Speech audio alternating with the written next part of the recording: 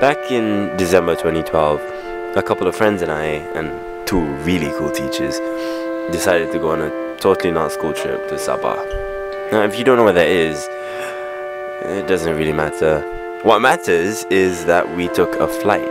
I mean, we just graduated from school. Everything was ahead of us, and getting on that damn plane was the cathartic, over-dramatically metaphorical experience that we needed after 11 years in school.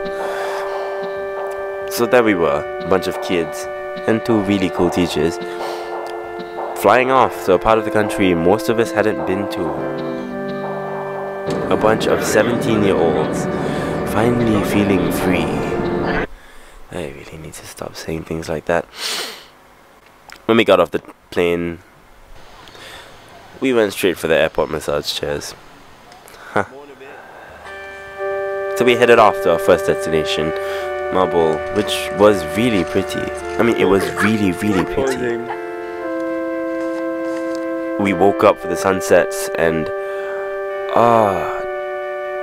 no, actually, when we were walking through the villages, Ellen asked me why we took so many pictures of the people who lived there. They weren't as well off as we were, and we were just walking around snapping pictures of their houses and shops and livelihoods. And I've never felt more foreign in my life. I mean, I felt strange. I kept thinking things like, hey, that would make a really nice picture about a dilapidated house with the blue paint peeling off the brown wood, and I realized that the blue house was somebody's home, and that boat with the holes and rotting wood was someone's actual boat with holes and rotting wood. And I guess Ellen felt that we were trivializing the ordeals and lives of these people by taking these snapshots. I mean, it was all novelty to us. Hey, look at this peeling paint, it's so pretty. I haven't given it much thought until now. Still don't know how I feel. Whatever it was, the place was definitely a disconnect from how I live. I'm used to a smartphone with data and a laptop, whereas we had 12 hours of electricity a day over there. The whole experience just felt like something I needed, a complete break from the normalcy of my life. It was beautiful, and it was simple. And here's Ame getting his slipper, which he threw into the ocean. There's no sea urchins. The longer you wait, the further you have to walk.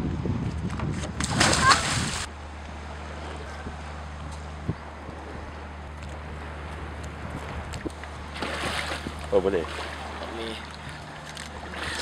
Okay. A couple of days later, we got on a boat and went to Kota Kinabalu, Sabah's capital city. There was a lot of the same in parts that we saw. I mean, a lot of the houses were really shoddily built, and a lot of the people we saw weren't very well off. Mind you, this isn't Kota Kinabalu. We were still on the way there. And it was nice, doing a bit of exploring with Ame and Jackie. We were actually waiting for a bus to Kota Kinabalu because we missed the earlier one while looking at squids. And from there, everything's a blur. I can barely remember events in the sequence in which they happened, but I remember the people and what they were doing. Like this was Zogan's stare-off with Amir and Joshua. And this was when Amir and I explored this sort of abandoned stadium, which was covered in really bad graffiti. And there was shopping with everyone. And there was this sunset in Kota Kinabalu before our seafood dinner. There was also this boat ride on a river to see the fireflies. That was cool. I like boats and fireflies. I can't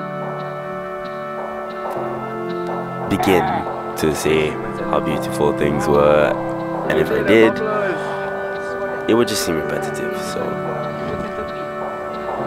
the whole thing was just an amazing experience, being alone, sort of, in this far away place, sort of, with people that I like. On my flight back, I looked out the window and I saw the clouds, and I thought, this is the end of a chapter, and what a way to end.